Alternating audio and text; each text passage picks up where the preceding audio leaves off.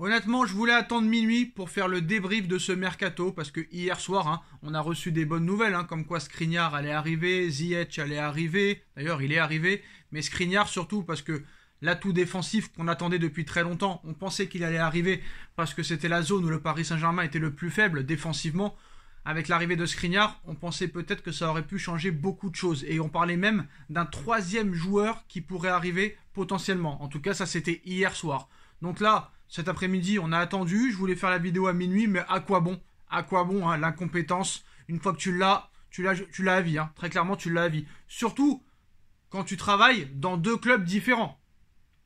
Et qu'en plus de ça, le gars est plus concentré sur son autre club que sur le club du Paris Saint-Germain. Pour rappel, Luis Campos est le directeur sportif du Celta Vigo et le conseiller sportif du Paris Saint-Germain. Donc sa priorité, c'est le Celta Vigo. D'ailleurs, Luis Campos est tellement nul, tellement incompétent, que très clairement, c'est Ziyech qui a négocié son arrivée au Paris Saint-Germain. C'est Hakim Ziyech qui a négocié avec ses dirigeants de Chelsea pour pouvoir être prêté au Paris Saint-Germain pour 6 mois. Là, au niveau de l'humiliation, quand même, c'est incroyable. Surtout quand tu vois le mercato que vient de faire l'Olympique de Marseille, qui a dépensé 50 millions d'euros. Oui, vous ne rêvez pas. L'Olympique de Marseille a recruté pour 50 millions d'euros. Là, très clairement, je suis anéanti. En plus de ça, les mauvaises nouvelles continuent. Alors en plus, Skriniar ne vient pas. Pas de vrai numéro 9. C'était les deux priorités quand même. C'est très fort ce qu'a fait le Paris Saint-Germain. La priorité numéro 1, c'était un défenseur central. Il ne vient pas. Skriniar, ce sera l'été prochain. La priorité numéro 2, c'était un vrai numéro 9, attaquant axial. Un pivot du style Giroud, Haaland, etc. Rien, nada, niente. Et on nous fait venir Hakim Ziyech en prêt, sans option d'achat, pour l'asseoir sur le banc. Alors là, très clairement, c'est du grand art, c'est du Picasso là. Très clairement, c'est de l'art. C'est de l'art contemporain. Bravo Monsieur Campos. Alors honnêtement, on en a eu des mauvais au Paris Saint-Germain, on en a eu. On a eu des Sébastien Bazin, on a eu des Alain Laroche, on a eu des Vincent Guérin, on a eu des Rai qui étaient très bons en tant que joueurs, mais au niveau directeur sportif, c'était catastrophique, nullissime.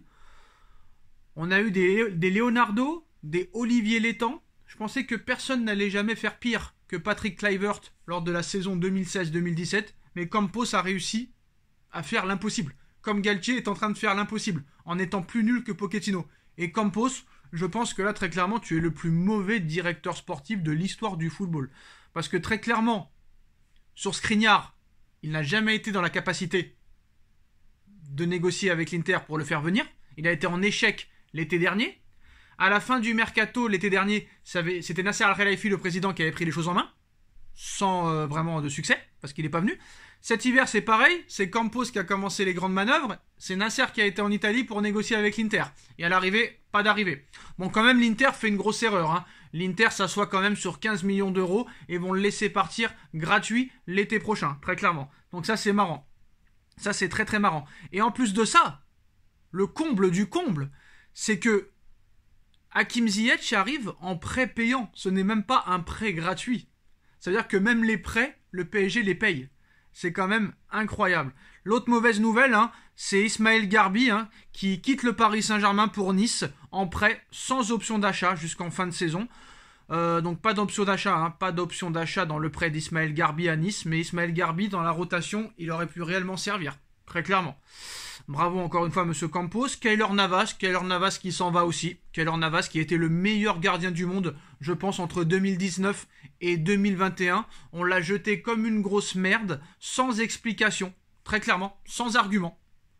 Sous prétexte que Monsieur Donnarumma était champion d'Europe avec l'Italie, on lui a dit à Monsieur Navas, bon écoute, t'es peut-être le meilleur gardien du monde, tu nous as fait des masterclass contre le Barça, contre le Bayern de Munich, tu nous as sauvés lors de la saison 2019, 2020, 2021, 2020-2021, 2019, 2020 et 2020-2021, mais tu comprends, maintenant, place à la jeunesse. Ils ont même pas attendu que le mec fasse une boulette ou qu'il soit moins bon. Non, ils ont viré Navas au top du top.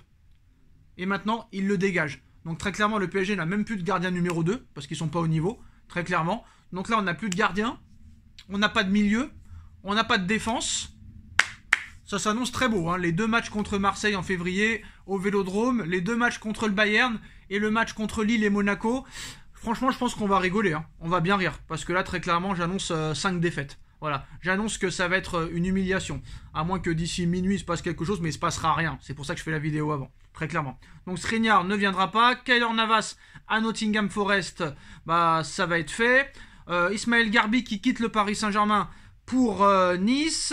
Aymen Kari qui quitte le Paris Saint-Germain pour Lorient. En plus de ça, pour Aymen Kari, apparemment, il y a une option d'achat. Donc le PSG est très fort, hein. Il y a une clause, mais c'est possible que Lorient l'achète. Incroyable. Donc Navas prêté à Nottingham, Garbi prêté à Nice et Ziyech prêté sans option d'achat, un prêt payant de 5 millions d'euros. Que va apporter Ziyech au Paris Saint-Germain?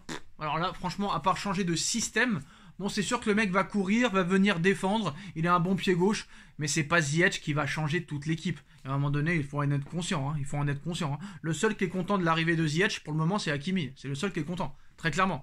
Et puis surtout, moi je pense, bon après je vais pas le plaindre, hein. S'il y en a bien qu'il faut pas plaindre, c'est lui. Mais quand tu penses comment tu t'es foutu de la gueule de Mbappé quand même, et Mbappé, ça m'étonne qu'il est rentré dedans. Les promesses n'engagent que ceux qui y croient. Je l'ai toujours dit. Alors c'est vrai que l'oseille, ça peut te faire croire tout ce que tu veux, hein. Mais là franchement, je pense à Mbappé quand il prolonge au Paris Saint-Germain. Là franchement, il s'est fait douiller, hein. Franchement, très clairement. Pour qu'il accepte de prolonger, on lui a promis une révolution à tous les postes. Et la révolution a été inexistante. On lui a promis une philosophie de jeu, un gros mercato, révolution totale, et rien de tout ça. Et c'est encore pire qu'avant, carrément. C'est encore pire qu'avant. Ce qui va se passer au mois de février et au mois de mars, écoutez ce que je vous dis. Premier round contre Marseille le 8. Et ça va s'enchaîner contre Monaco 3 jours plus tard, contre le Bayern 3 jours plus tard, une fois encore contre Marseille 10 jours plus tard, et une fois contre le Bayern. Donc je peux vous dire, la saison du Paris Saint-Germain sera terminée le 8 mars prochain. À moins réellement, hein, très clairement, je vous parle les yeux, entre 4 yeux. Si très clairement toutes les équipes que tu vas affronter sont au niveau, je pense que tu ne pourras pas t'en sortir. L'intensité que va te mettre Marseille 2 fois, l'intensité que va te mettre le Bayern de Munich ou l'AS Monaco, tu ne pourras pas répondre. Quoi qu'il en soit, même si nos joueurs sont à 100%, tu ne pourras pas répondre. Très clairement, la seule chance du Paris Saint-Germain, c'est que vraiment le Bayern s'écroule, que Marseille s'écroule, qu'ils aient 45 blessés en face, ou à moins qu'ils se prennent... peut-être que les joueurs se foutent de notre gueule. Peut-être que très clairement, ils se préservent pour les grosses échéances. C'est la seule chose peut-être de positif qu'on peut peut-être penser. Mais je pense pas. Moi, je crois pas au Père Noël. Quoi qu'il en soit... Même si tu fais tout pour te préserver, pour donner 100% après de tes capacités, minimum, il faut des matchs références. Alors on verra contre Montpellier, on verra contre Toulouse. Mais là, très clairement, vous avez enfin la preuve que Luis Campos n'a pas le niveau, que c'est un incompétent fini, que Galtier est encore pire que lui. Enfin, quoique c'est compliqué. Peut-être pas pire que lui, mais Campos, il est arrivé à un stade là très compliqué. Et puis, toute cette hypocrisie depuis 2 mois. Hein, on a besoin de personne, on n'a pas besoin de renfort. Et les mecs, ils ont attendu de se faire déchirer le cul par Rennes et par Lens. Alors, monsieur Campos, je suis désolé, mais quand t'as 1 mois pour recruter, tu n'attends pas le 28 janvier, tu n'attends pas de perdre 2 matchs pour pouvoir après réfléchir à recruter. On réfléchit pas à recruter le 28 janvier pour le 31. C'est pas possible. C'est du 1er au 31 janvier. T'avais 1 mois. Les problèmes, tu les connais depuis le mois d'octobre. Tu sais qu'il faut te renforcer défensivement. Tu as vu, en plus de ça, qu'au mois de septembre, Galtier a fait la gueule parce que Skriniar n'est pas venu et parce qu'un vrai neuf n'est pas venu. Très clairement. Tu te rends compte que l'été dernier, t'as promis par exemple à Mbappé d'avoir Lewandowski et Skriniar. Et à l'arrivée, rien du tout. Nada, niente. Comment tu veux faire quelque chose là? Avec Ramos et Marquinhos, tu pourras rien faire. Avec Vitinha au milieu de terrain qui a coulé, tu ne pourras rien faire. Tu n'as même pas de latéraux en forme. On ne sait même pas si Nuno Mendes va revenir. Donnarumma, il n'arrive même pas à faire une relance. Il n'arrive même pas à faire une sortie. Donc là, c'est un échec total. Et très clairement, j'ai très peur pour ce qui va se passer au mois de février. Alors tout ce que je peux vous dire, c'est mettez tout votre oseille contre le Paris Saint-Germain au mois de février. Parce que je vois pas comment ils vont pouvoir s'en sortir. Très clairement, là, c'est sûr et certain. Donc à moins qu'il se passe quelque chose d'ici minuit, hein, on reviendra vers vous. Très clairement, Nono aussi est très énervé. Je pense que vous allez rigoler, hein, pour débriefer un petit peu ce mercato. Mais voilà les postos. La seule arrivée officielle est Hakim Ziyech en prêt de 5 millions. Et Garbi, Navas et Aymen Kari quittent le Paris Saint-Germain en prêt. Donc voilà, c'est un scandale total et c'est un mercato complètement raté. Dites-moi en commentaire ce que vous en pensez. Est-ce que vous y croyez quand même malgré tout pour cette deuxième partie de saison? Moi je n'y crois pas honnêtement. J'espère me tromper. On like, on partage, on commente, on s'abonne et on se retrouve très vite pour une nouvelle vidéo. Tchuss.